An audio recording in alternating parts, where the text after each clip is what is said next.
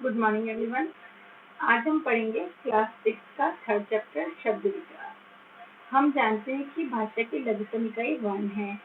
वर्णों के मेल से ही शब्द बनते हैं जिनका भाषा में महत्व है, जैसे मोबाइल, कंप्यूटर, कलम, ताजमहल। ठीक है, अब इनकी हमने ध्वनियां अलग की है, वो मैंने आपको पिछली क्लासेस में सिखाया था। मोबाइल, कंप्यूटर, कलम, ताजमहल। उपयुक्त सभी शब्द वर्णों के मेल से बने हैं तथा उनका अपना अपना विशेष अर्थ है। अतः वर्णों का स्थान परिवर्तित कर देने के बाद देखिए, जैसे हमने इनका स्थान परिवर्तित कर दिया, मतलब इन वर्णों को उलट पुलट करके हमने लिख दिया तो इनका कोई अर्थ नहीं निकलता है, अर्थात ये शब्द नहीं है। कहने का मतलब यह है कि वर्णों के सार्थक मेल से ये शब्द बनते हैं। एक या एक से अधिक वर्णों के मेल से बनी स्वतंत्र या सार्थक ध्वनि शब्द कहलाती है। ठीक है, एक वर्ण से निर्मित शब्द न, नहीं, वह और नहीं आदि अनेक वर्णों से निर्मित बंदर, गीता, पत्र, बिल्ली, ईश्वर, नक्षत्र, आकाश आदि शब्दों के भेद। शब्दों का वर्गीकरण 4 आधारों पर किया जाता है।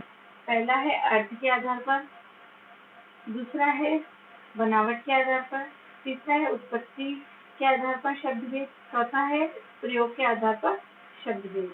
अर्थ के आधार पर शब्द दो प्रकार के होते हैं, सार्थक शब्द और निरर्थक शब्द। ठीक है, सार्थक शब्द किन्हें कहते हैं? जिन शब्दों का कोई ना कोई अर्थ होता है वे शब्द सार्थक शब्द कहलाते हैं, जैसे रोटी, गाड़ी, चाय, पानी आदि। इसी तरह सार्थक शब्द 4 प्रकार के होते हैं, एकार्थक, अनेकार्थक, विलोम शब्द और पर्यायवाची शब्द। एकार्थक शब्द जिन शब्दों का केवल एक ही अर्थ हो, जैसे आम, केला, संतरा आदि। अनेकार्थक शब्द जिन शब्दों के एक से अधिक अर्थ हो वे अनेकार्थक शब्द कहलाते हैं, जैसे अंबर, आकाश तथा वस्त्र।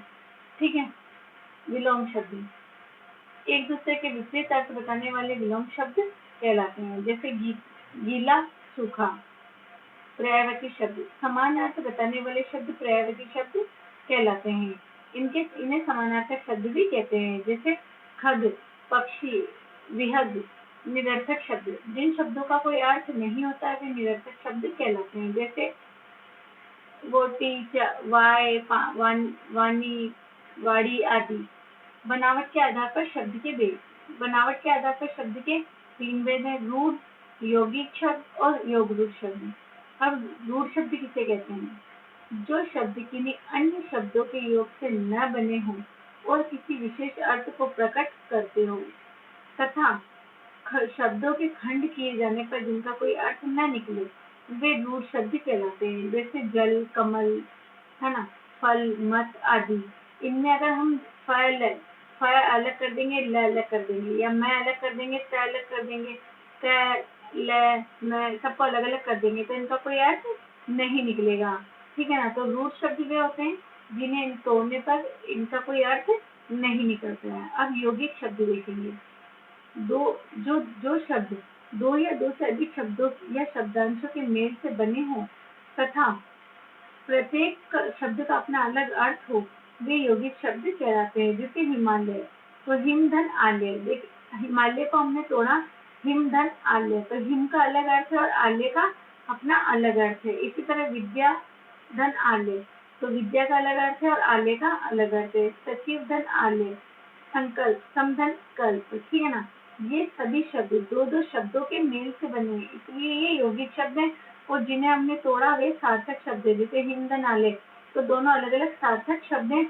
इनका टूटा है तो ये इनका अर्थ भी निकला है ना। हिम यानी बर्फ, आलय यानी घर, है ना, तो बर्फ का घर जहाँ बर्फ होता है उसे क्या कहते हैं? हिमालय, है ना। इसी तरह सबका अपना अपना अर्थ है, इसलिए इनके टुकड़े करने पर भी इनका अर्थ हम निकाल सकते हैं, इसलिए यौगिक शब्द कहलाते हैं। रूढ़ शब्द वे होते हैं जिनका खंडन किए जाने पर या खंड किए जाने पर, तोड़ने पर उनका कोई अर्थ नहीं निकलता है। यौगिक शब्द होते हैं जो अलग अलग अपना अर्थ देते हैं, अलग होने के बाद भी अपना अपना अलग अर्थ भी देते हैं। ये सभी शब्द दो शब्दों के मेल से बने, इसलिए यौगिक शब्द कहलाते हैं। अब हम देखेंगे योगरूढ़ शब्द। जो शब्द दो या दो से अधिक शब्दों या शब्दांशों के मेल से बने हो परंतु किसी विशेष अर्थ में प्रसिद्ध हो गए हो वे योग रूप शब्द कहलाते हैं। जैसे दशानन, दशानन का नाम आते ही कौन होता है? दश आनन वाला, अर्थात दश आनन वाला यानी 10 मुखों वाला रावण। परंतु इसका अर्थ 10 मुखों वाला रावण न होकर रूढ़ में हो गया है ना? 10 मुखों वाला न होकर रावण के अर्थ में रूढ़ हो गया है ना? अतः दशानन शब्द योगरूढ़ है। इसी प्रकार मृगनयनी, नीलकंठ, लंबोदर आदि भी योगरूढ़ शब्द हैं। ठीक है ना? योगरूढ़ शब्द क्या होते हैं? जिनका अपना अर्थ निकलता है ना, अलग अर्थ निकलता है। जैसे दशानन बोलते ही कौन हो गया? 10 मुखों वाला रावण, परंतु इसका 10 मुखों वाला न होकर क्या हुआ? डायरेक्ट रूढ़ हो गया ही। दशानन बोलते ही हमें रावण का ध्यान आता है ना। इसी तरह उत्पत्ति के आधार पर शब्द भेद, उत्पत्ति के आधार पर शब्द के 4 भेद हैं। तत्सम शब्द, तद्भव शब्द, देशज शब्द, विदेशी शब्द। अब हम देखेंगे तत्सम शब्द किसे कहते हैं। जो संस्कृत शब्द मूल रूप से हिंदी में प्रयुक्त होते हैं वे शब्द तत्सम शब्द कहलाते हैं। जैसे घृत, तृण, दंत, आकाश, कार्य, पत्र आदि। तत्सम शब्द कौन से होते हैं? जो संस्कृत भाषा से लिए गए हैं और हिंदी में, संस्कृत भाषा में ही हिंदी में ये प्रयुक्त हुए हैं। इनका मतलब चेंज नहीं हुआ है। जैसे घृत, इसको हम घी भी लिख सकते थे, ठीक है ना, लेकिन हमने घी नहीं लिख के इसका घृत लिखा, यानी ये तत्सम शब्द ही हमने इसको प्रयोग में लिया यहाँ पे। इसलिए ये क्या तत्सम शब्द है जो संस्कृत भाषा से आए हैं। इसी तरह तद्भव शब्द हिंदी के जो शब्द संस्कृत भाषा में आए किंतु उनका रूप बदल गया है।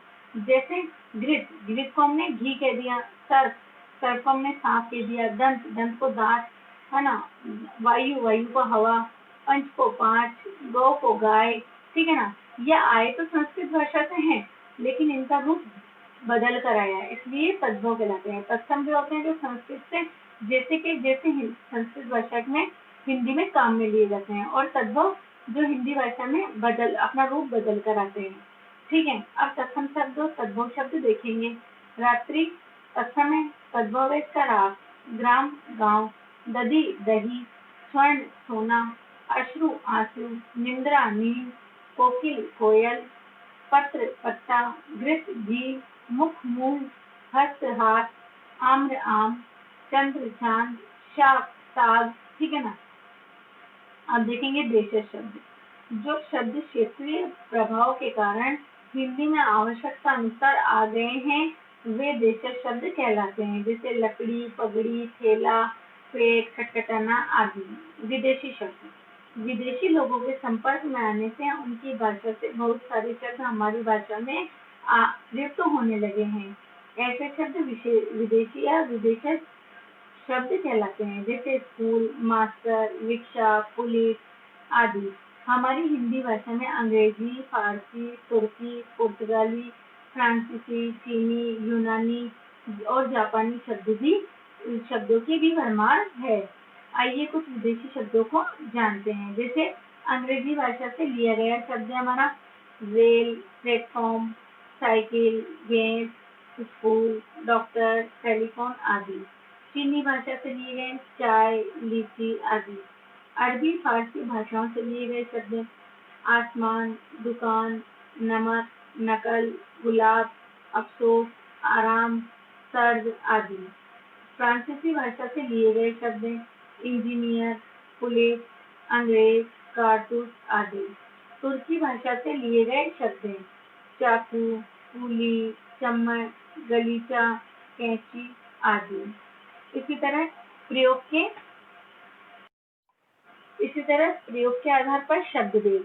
प्रयोग के आधार पर शब्द के 2 भेद हैं, विकारी शब्द और अविकारी शब्द। विकारी शब्द जिन शब्दों के रूप में लिंग, वचन, कारक आदि के कारण परिवर्तन होता रहता है वे विकारी शब्द कहलाते हैं। जैसे लड़का पढ़ रहा है, लड़के पढ़ रहे हैं, लड़की सो रही है, लड़का सो रहा है, वह सो रहा है, वे सो रहे हैं।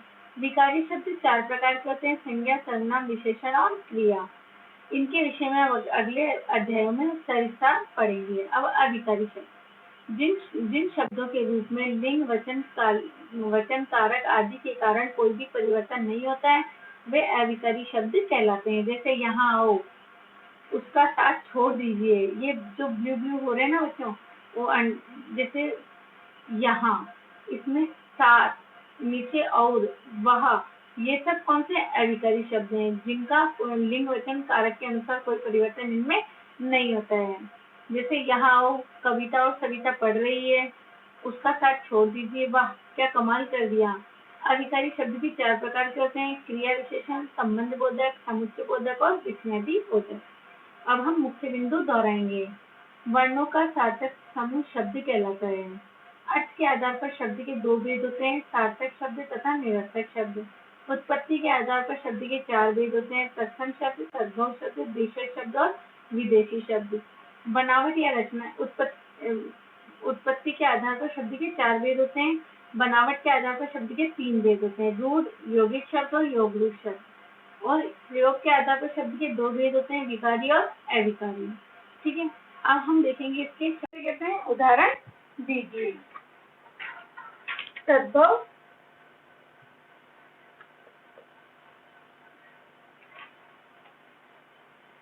तद्भव शब्द हिंदी के जो शब्द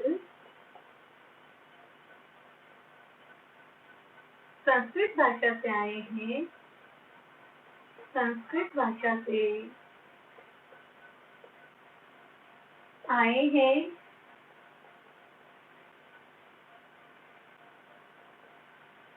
किंतु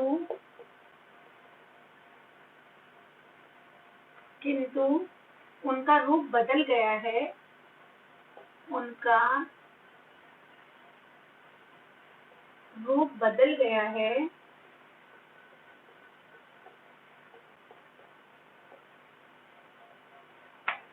वे तद्भव शब्द कहलाते हैं। तद्भव शब्द कहलाते हैं।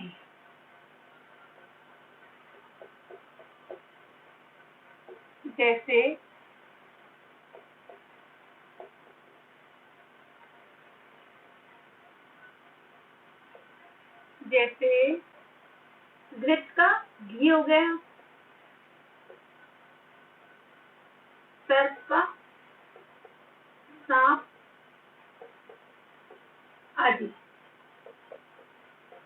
अब हम सेकंड क्वेश्चन देखेंगे। अविकारी शब्द के कितने भेद हैं? नाम लिखिए।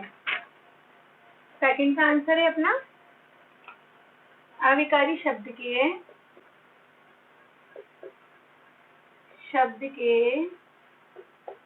4 भेद हैं।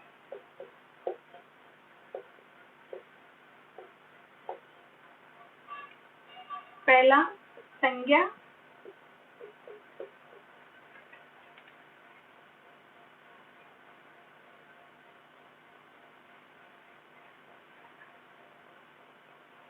अविकारी शब्द के 4 भेद हैं: क्रिया विशेषण,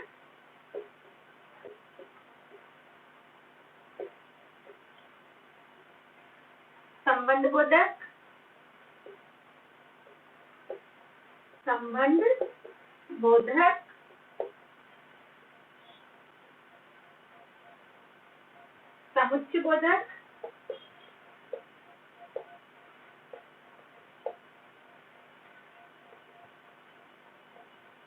बोधक, और विस्मयादि बोधक।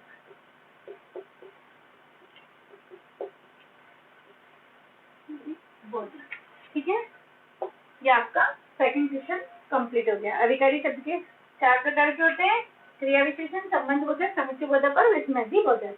क्वेश्चन नंबर 3 है, यौगिक शब्द के कोई 2 उदाहरण दीजिए।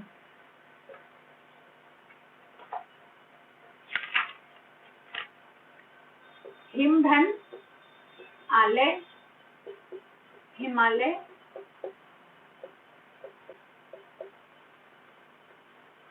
विद्याधन,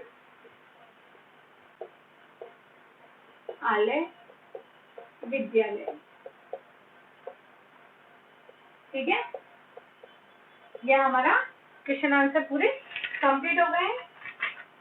अब हम देखेंगे सेकंड क्वेश्चन नंबर सेकंड। उचित विकल्प पर सही पर राइट का निशान लगाइए। तो वर्णों के सार्थक मेल को शब्द कहते हैं। अर्थ के आधार पर शब्द के दो भेद होते हैं। एक अर्थक शब्द है मटर। जिन शब्दों के रूप लिंग वचन कारक और काल के अनुसार नहीं परिवर्तित होते कहलाते हैं विकारी शब्द, है ना। जिनमें परिवर्तित होते हैं वे विकारी, जिनमें परिवर्तन नहीं होता वे अविकारी। तो पहला क में लिखेंगे हम शब्द, इस पे राइट कर देंगे। है हमारा इसका अर्थ के आधार पर दो भेद होते हैं, दो पर राइट कर देंगे।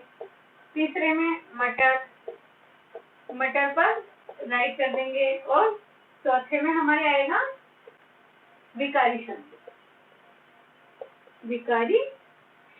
इस पर हम राइट कर देंगे। ठीक है। अब हम क्वेश्चन नंबर थर्ड देखेंगे। थर्ड में दो या दो से, ये फिल इन द ब्लैंक रिक्त स्थानों की पूर्ति कीजिए। दो या दो से अधिक शब्दों के मेल से बने शब्द यौगिक कहलाते हैं। यौगिक शब्द, है ना, यौगिक। ठीक है। ख वाले में देखेंगे हम जिन शब्दों के खंडों का कोई अर्थ नहीं होता उन्हें रूढ़ शब्द कहते हैं। रूढ़। जिन शब्दों के रूप में लिंग वचन कारक आदि के कारण परिवर्तन उन्हें विकारी शब्द कहते हैं। विकारी। नेक्स्ट में देखेंगे क्षेत्रीय प्रभाव के कारण हिंदी में आए शब्द देशज कहलाते हैं। देशज। नेक्स्ट देखेंगे एक से अधिक अर्थ बताने वाले अनेकार्थक।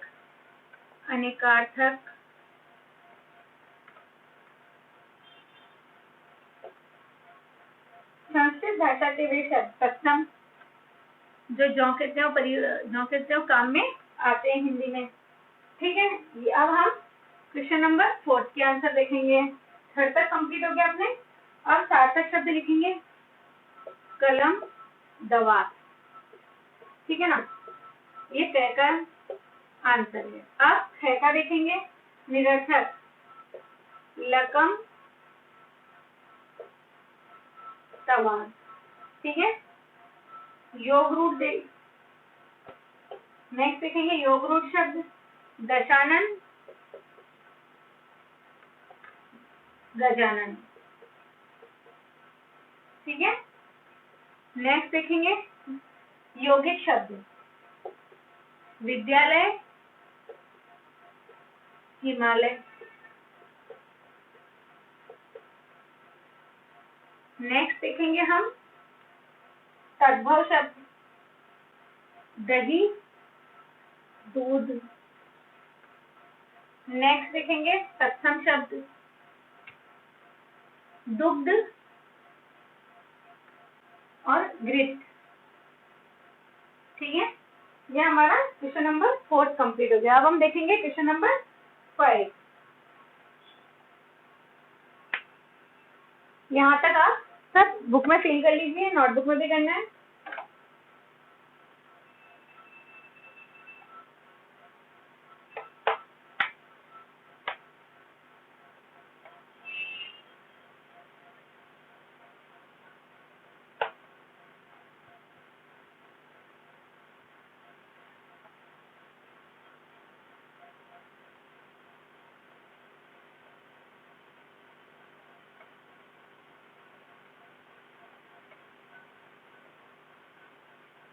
अब हम देखेंगे क्वेश्चन नंबर 5 का आंसर। तत्सम और तद्भव कपाट दरवाजा। कर्ण कान हस्ती हाथ दधी दही हरित हरा घृत घी। ठीक है। ये आपका क्वेश्चन नंबर 5 कंप्लीट हो गया। अब हम देखेंगे क्वेश्चन नंबर 6, सही वाक्य के सामने राइट और गलत के सामने गलत का निशान लगाना है। शब्दों का समूह वर्ण कहलाता है, रॉन्ग। वर्णों का समूह शब्द कहलाता है। तो कै में हम रॉन्ग कर देंगे, ये गलत है। क्या एक समान अर्थ बताने वाले अनेकार्थक कहलाते हैं, रॉन्ग। एकार्थक कहलाते हैं। नेक्स्ट, एक दूसरे के विपरीत अर्थ बताने वाले विलोम शब्द कहलाते हैं, राइट। और अन्य भाषाओं से हिंदी में आए विदेशी शब्द कहलाते हैं, राइट। ये आपके 6 तक कंप्लीट है।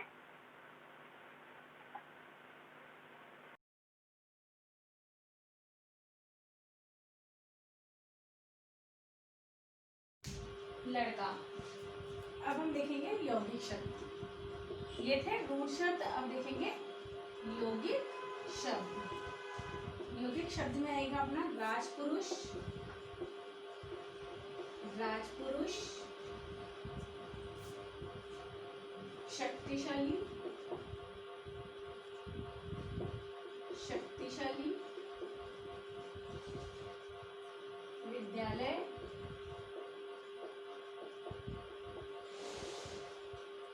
चारपाई। ठीक है। नेक्स्ट देखेंगे योग रूढ़, योग रूढ़, योग रूढ़ शब्द। इसमें आएगा अपने पंकज और नीलकंठ, नीलकंठ। ठीक है, ये आपका हो गया क्वेश्चन नंबर 8 कंप्लीट। अब देखेंगे 9। क्वेश्चन नंबर 9, क्रिया, पहले विकारी और नीचे लिखेंगे अविकारी। अब इनका मिलान करेंगे हम। ठीक है, पहला लिखेंगे क्रिया, संज्ञा, संबंध बोधक, संबंध बोधक, और लिखेंगे सर्वनाम। ठीक है, इनका मिलान हम अभी 2 मिनट बाद करते हैं। यहाँ लिखेंगे क्रिया विशेषण,